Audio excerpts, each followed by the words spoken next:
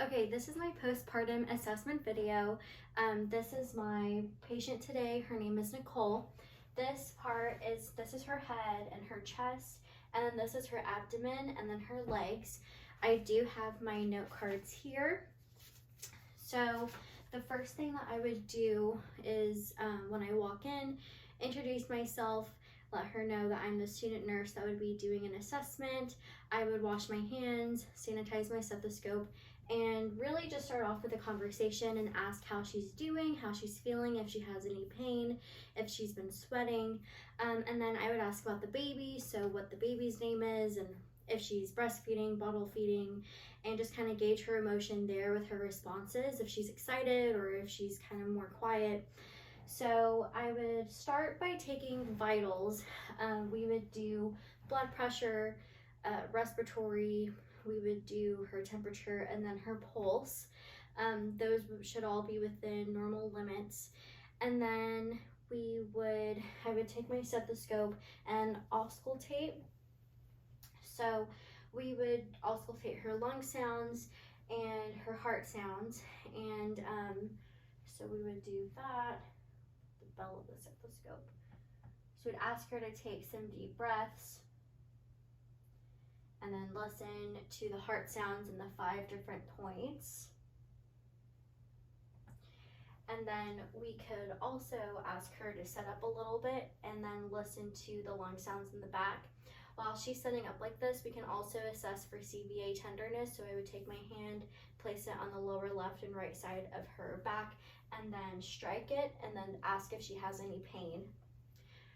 And then with auscultating, we would move down and assess bowel sounds. So starting in the lower right lower quadrant, going up, across, and down.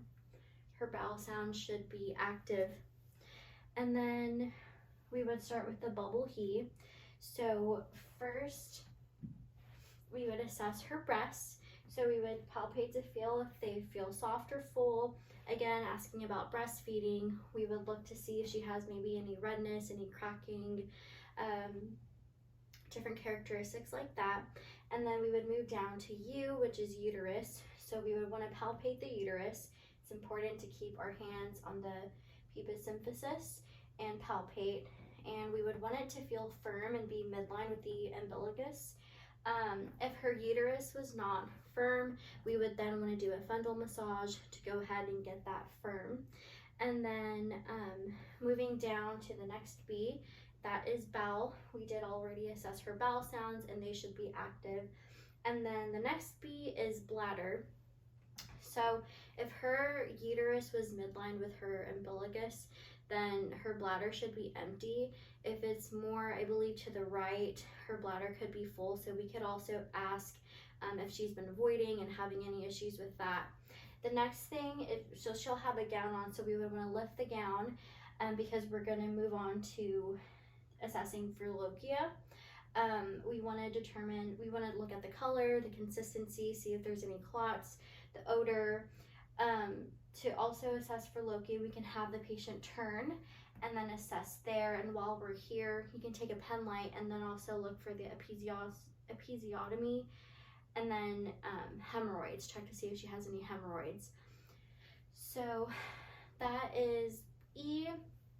And then moving down to her legs, for the H would be the Homan sign. So really checking to see if she has any DVTs. For both of her calves, we would palpate and see if it's tender, red, warm to touch. So she shouldn't have any DVTs. And then while we're down here with the legs, we would also check for reflexes and edema. Also assessing her skin. We would see if she has like the mask of pregnancy, the linea nigra, and then stretch marks, and kind of let her know that some of those things can fade with time.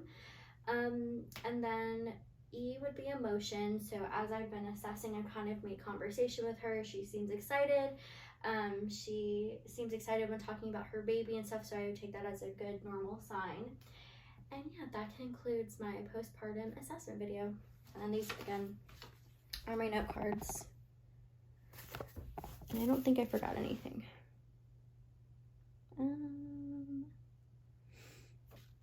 No, I think I got it all. So